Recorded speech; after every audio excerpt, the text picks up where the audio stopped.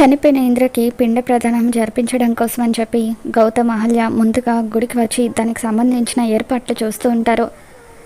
ఇంద్రలాగా ఫోన్లో మాట్లాడి తన ఫ్రెండ్ ఒక అనాథ అని, తనకి తల్లిదండ్రుల స్థానంలో కర్మకాండ జరిపించమని గౌతమ్ అర్జున్ వాళ్ళకి చెబుతాడు.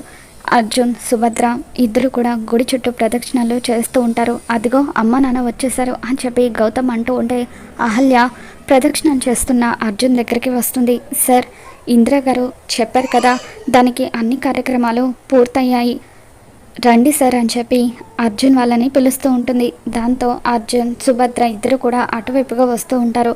ఇక అక్కడ ఇంద్ర ఫోటో పెట్టి ఉంటుంది. ఆ ఫోటోకి దండ కూడా వేసి ఉంటుంది. మరోపక్క భానుమతి, అదితి ఇద్దరు కూడా ఆ గుడికి వస్తారు.